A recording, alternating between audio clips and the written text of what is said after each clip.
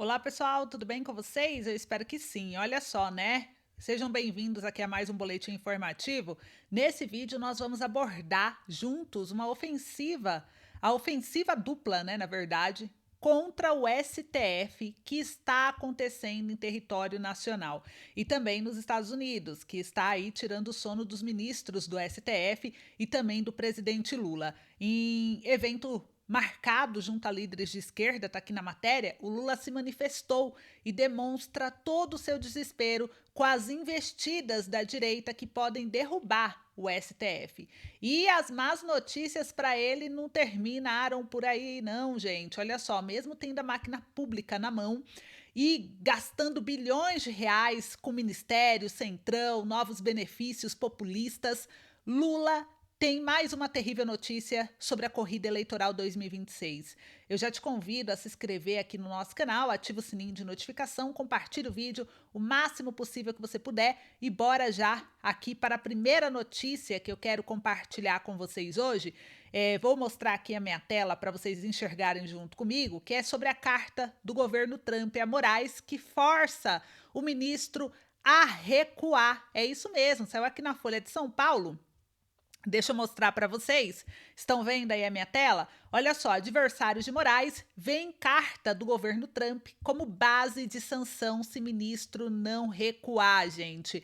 Então, aqui, integrantes da articulação contra magistrado avaliam que ofício serve como ultimato sobre ordens e como fundamento legal a punição. E aqui mostra, né, dentro da matéria que veio pela Júlia, que integrantes da articulação contra o ministro Alexandre de Moraes do STF nos Estados Unidos dizem que a carta do governo Donald Trump enviada ao magistrado deve fundamentar uma eventual sanção direta ao ministro. A avaliação de uma pessoa ligada ao republicano é que o governo brasileiro tem lidado de forma equivocada. Tá aqui, ó, com a posição de aliados de Trump.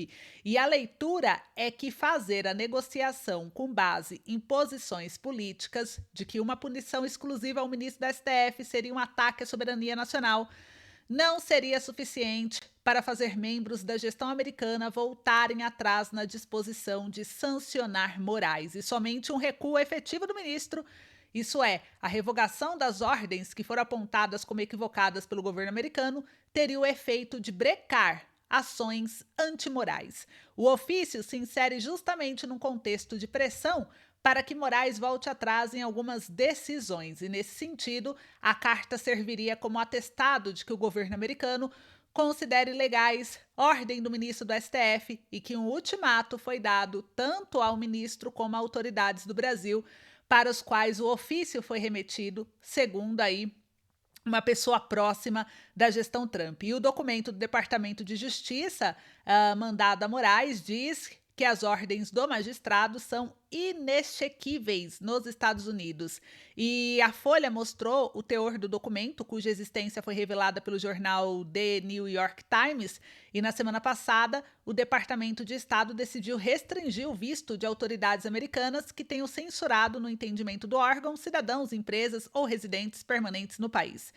E o secretário do Estado, que é o Marco Rubio, não listou nomes, mas no seu pronunciamento ele citou ações que são similares às ordens proferidas por Moraes, que expediu mandados de prisão contra aliados de Jair Bolsonaro que estão nos Estados Unidos.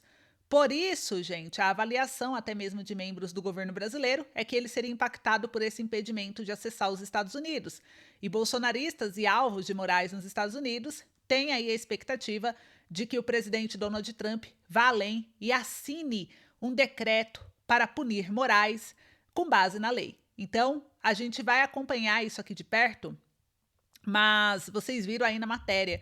Eu queria saber a opinião de vocês sobre isso. Vocês acham que vai dar alguma coisa? Vocês acham que não? Perderam as esperanças? Continuam nas esperanças?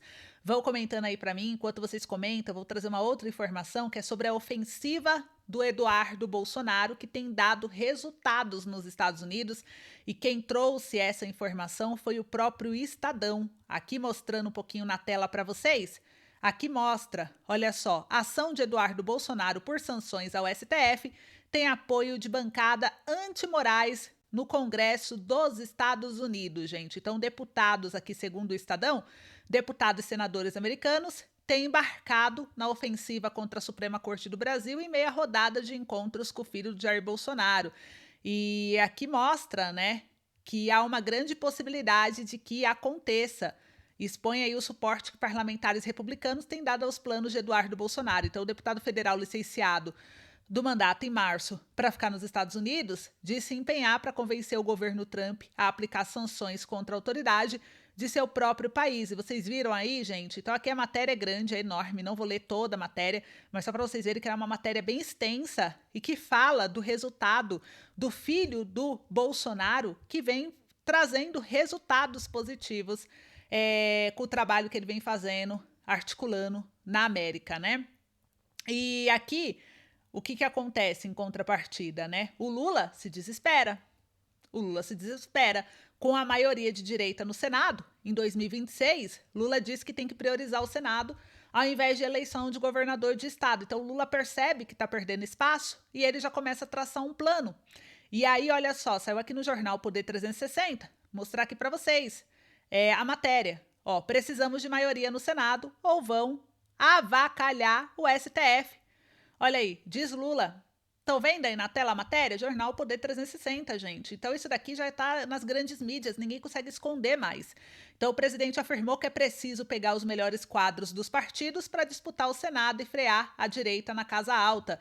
E o presidente Lula afirmou, no domingo, dia 1º de junho, que é preciso eleger maioria no Senado em 2026 para evitar que a direita, no seu entendimento, avacalhe o STF. Lula deu a declaração ao discursar no encerramento do Congresso Nacional do PSB, em Brasília. Muitas vezes a gente tem que pegar os melhores quadros, eleger senador da República, eleger deputado federal, eleger senadora, porque nós precisamos ganhar a maioria do Senado, porque senão esses caras vão avacalhar com a Suprema Corte. Declarou. Então, vocês viram que ele já sabe o plano da direita, ele sabe que é possível e já mudou a estratégia? Então, o petista aqui mostra que ele falou também sobre o Supremo, declarou ser preciso preservar as instituições que garantem o exercício da democracia. Não é que a Suprema Corte é uma maçã doce, não. É porque nós precisamos preservar as instituições que garantem o exercício da democracia nesse país.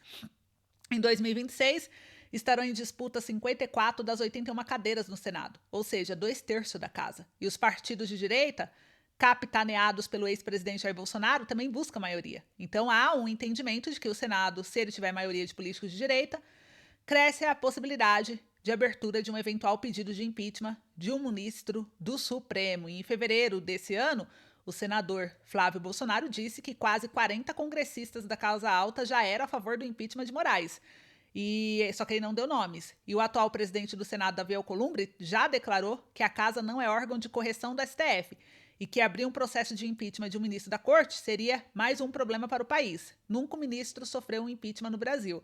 E o Lula demonstrou preocupação com as vagas do Senado e faltou a militância do PSB para fazer uma avaliação se realmente é necessário lançar candidato a governos estaduais, que, segundo ele, os partidos de esquerda devem priorizar lançar candidatos competitivos ao Senado. Então vocês perceberam aí, né? A jogada, tá bem claro isso, e nós vamos acompanhando. E aí uma outra notícia que eu falo que as notícias ruins para o Lula não termina por aqui não, né? O Lula perderia para Bolsonaro, para Tarcísio, para Michele, se a eleição fosse hoje. E também foi postado aqui pelo jornal Poder 360, gente. Lula perderia para Bolsonaro, Tarcísio e Michele se as eleições fossem hoje. Vocês concordam com isso ou não? Olha só, o levantamento da Atlas Intel mostra que, em cenários de segundo turno, o petista venceria dos governadores Eduardo Leite, Ratinho Júnior e Romeu Zema. E aqui mostra que o segundo turno das eleições presidenciais fosse hoje, o Lula perderia para o Bolsonaro, para Michele, para o Tarcísio, segundo pesquisa da Atlas Intel, divulgada nessa sexta, 30 de maio. Então, o estudo também testou confrontos do atual presidente contra governadores, como Eduardo Leite, Rio Grande do Sul, Ratinho, do Paraná, e Romeu Zema, de Minas Gerais. E aí, vocês concordam com essa pesquisa ou não, gente? Então, a gente vê que o governo, mesmo com ações populistas, mesmo com a máquina pública na mão, ele vem perdendo espaço e isso pode ser um ponto positivo para quem quer a melhora aí, de fato, do país, né? Então, é isso que eu queria trazer hoje. Eu espero que vocês tenham gostado. Obrigada, um beijo, se cuidem e eu espero vocês no próximo boletim. Até logo!